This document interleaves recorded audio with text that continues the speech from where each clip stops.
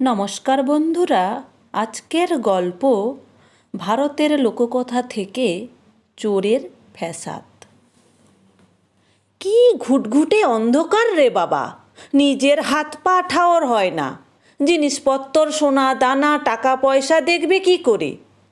শীত কেটে তো ঘরে ঢোকা গেছে, তারপর চুরি করবে কেমন করে? এলাকার সবচেয়ে ধনী ব্যবসায়ীর ঘর, টাকা পয়সা, সোনা দানা, জিনিসপত্রের অভাব নেই নিশ্চয়ই, কিন্তু এমন অন্ধকারে সেসব কি হাতড়ে পাওয়া যাবে? পাওয়া গেলেও সেগুলো জড়ো করে রাখবে কোথায়? ঘরের কোণে দাঁড়িয়ে ভাবতে থাকে চোর। ছিঁচকে চুরি জীবনে সে কম করেনি, বড় চুরি আজই প্রথম, আর প্রথম দিনেই বিপত্তি। আরে ওই তো বড় ঘরের ঠিক মাঝখানে মেঝের উপর গোল চকচকে, ওটা কি? আলো, আলোই তো। ঘুলঘুলির ফাঁক দিয়ে এক টুকরো চাঁদের আলো পড়েছে মেঝেতে, এতক্ষণে নজরে পড়েনি। এক টানে মাথায় জড়ানো নতুন কাপড়ের পাগড়িটা খুলে বিছিয়ে দেয় মেঝের উপর। চুরির জিনিসপত্র চাদরের উপর জড়ো করে নিয়ে পালাতে হবে তো। মনের আনন্দে চুরি শুরু করে চোরটা। অন্ধকারে হাতড়ে হাতড়ে ঘরের দামি সব কাপড় চোপড় জড়ো করে মেঝেই বিছানো পাগড়ির উপর। বাসন কোসন সোনাদানার হদিস করা শুরু করে। এ ঘরে না থাকলে পাশের ঘরে নিশ্চয়ই আছে। এত বড় ব্যবসায়ীর ঘরে সোনাদানা থাকবে না তা তো হয় না। অতএব অন্ধকারের ভিতর দিয়েই পাশের ঘরে নিজেকে গলিয়ে নেয় চোরটা। ওদিকে বাড়ির মালিক ভারী সজাগ সে। চোর ঢোকার সঙ্গে সঙ্গে ঘুম গেছে ভেঙে, চুপ করে শুয়ে আছে বিছানায়। চোরটা পাশের ঘরে যেতেই তড়াক করে বিছানায় উঠে বসে। পা টিপে টিপে পাগড়ির উপর থেকে দামি সব কাপড় চোপড় সরিয়ে তুলে নেয় পাগড়িটা। তারপর সেটা গায়ের উপর বিছিয়ে আবার শুয়ে পড়ে।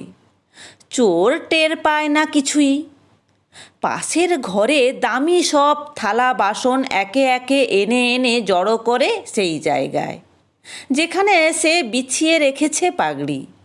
পাশের ঘর ছেড়ে তার পাশের ঘরে, ঘরের পর ঘর ঘুরে ঘুরে চুরির নেশায় তখন মেতে উঠেছে চোরটা। ছিঁচকে চুরির কাজে নুন আনতে পান্তা ফুরোয়। এবার তাকে দেখে কে? খাওয়া পড়ার অভাব তো ঘুঁচবেই। বড়লোক হতে হতে একদিন রাজা উজির হয়ে তবেই ক্ষান্ত হবে সে। রাত বাড়ে, সঙ্গে পাল্লা দিয়ে বাড়ে চুরির মালপত্র। ডাঁই হয় ঘরের মেঝে। চুরি করতে করতে এক সময় ক্লান্ত হয়ে পড়ে সে। বাহ, বেশ বেশ, মালপত্তর যা জুটেছে নিয়ে পালাতে পারলে হয়। বাইরে দু একটা কাক ডেকে ওঠে, কা কা। সকাল হতে তবে কি আর দেরি নেই? ঘরের ভিতর অন্ধকারে দাঁড়িয়ে কিছুই বোঝা যায়নি এতক্ষণ। এবার তাড়াতাড়ি পাগড়ির চাদরের খুঁটগুলো বাঁধতে হবে শক্ত করে। আরে চাদর! পাগলের মতো হাতড়ায় চোরটা। নিজের হাতে পাগড়ি খুলে বিছিয়ে রেখেছিল মেঝে। পাগড়ির উপর বোঝাই করা চুরির জিনিসপত্র সব আছে, অথচ পাগড়ি নেই। ঘরের ভিতর কোনো হাওয়া নেই যে চাদর উড়ে যাবে। তাছাড়া উড়বেই বা কেমন করে? চাদরের উপর ভারী সব জিনিস চাপা। অদ্ভুত ব্যাপার। মাথার চুল খাঁড়া হয়ে যায় চোরের। ব্যবসায়ীর বাড়ি তো, ভুল করে কোনো ভূত প্রেত বা অপদেবতার বাড়িতে হানা দেয়নি তো? আবার মেঝেয় বসে হাতড়াতে থাকে, আবার আবার বারবার। না, চাদরের সুতো পর্যন্ত খুঁজে পায় না কোথাও। ঘেমে নিয়ে একাকার চোর ধূপ করে বসে পড়ে ঘরের মেঝে। কি হবে? সে এখন কি করবে? এতগুলি চুরির মাল বইবে কি করে?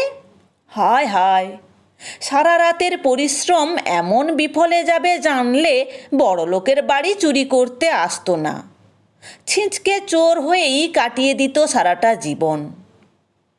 কি বন্ধু, কি ভাবছ? অন্ধকারে কার গলার স্বর? কে কথা বলছে? ভয়ে থরথর করে কাঁপতে থাকে চোর। যা সন্দেহ করেছিল ঠিক তাই, ব্যবসায়ীর বদলে ভুল করে ঢুকে পড়েছে ভূতের বাড়িতে।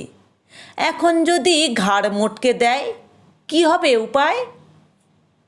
তোমার পাগড়িটা ভারী সুন্দর, যেমন রং তেমনি কাপড়, বহরেও বেশ বড়। এবার বিছানায় উঠে বসে ব্যবসায়ী। না, মানে কে কে আপনি? তোতলাতে থাকে চোরটা। আমি গো আমি, আমাকে চিনতে পারছো না? আমার ঘরে সিঁধ কেটে ঢুকলে, সারা রাত দামি জিনিসপত্র হাতড়ে হাতড়ে চুরি করলে, এখন আমাকেই চিনতে পারছো না? চিনতে না পারলেও আমি খুব খুশি হয়েছি। তুমি নিশ্চিন্ত থাকো, তোমার উপহার আমি মাথায় করে রাখবো। সকালেই তোমার পাগড়ি মাথায় বেঁধে হাটে যাব।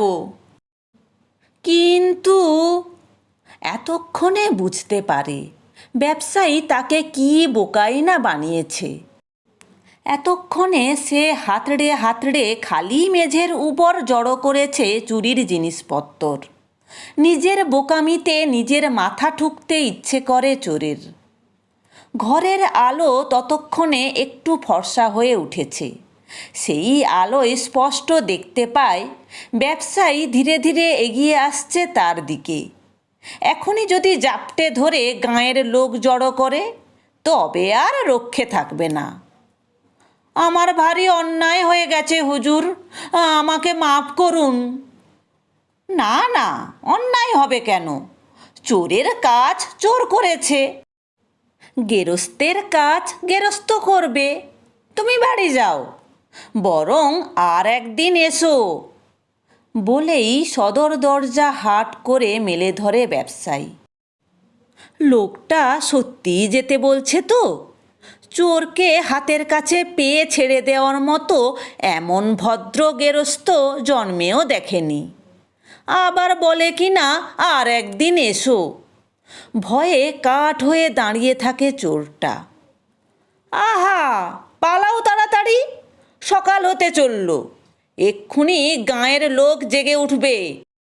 সাত সকালে তারা যদি তোমায় দেখতে পায় তো আর রক্ষে থাকবে না। চলে যাব বলছেন?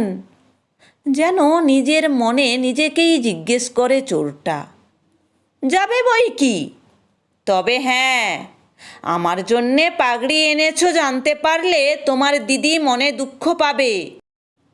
তাই বলি কি, রাতে বরং তোমার দিদির জন্য একটা ভালো কাঞ্জিভরম শাড়ি নিয়ে এসো। সিঁধ কাটা জায়গাটা খোলাই থাকবে, চাও তো দরজাও খুলে রাখতে পারি, ঢুকতে কষ্ট হবে না একটুও। হো হো করে হেসে ওঠে ব্যবসায়ী। আর চোরটা চোঁ চোঁ দৌড়, প্রাণপণে ছুটতে ছুটতে শুধু কানে আসে ব্যবসায়ীর কথাগুলো। এসো কিন্তু, আমি আর তোমার দিদি অপেক্ষায় থাকবো। সবাই ভালো থাকবে, সুস্থ থাকবে। এরকম আরও মজার মজার গল্প শুনতে হলে চ্যানেলটি সাবস্ক্রাইব করে রাখবে। ভালো লাগলে লাইক, কমেন্ট এবং শেয়ার করো। ধন্যবাদ।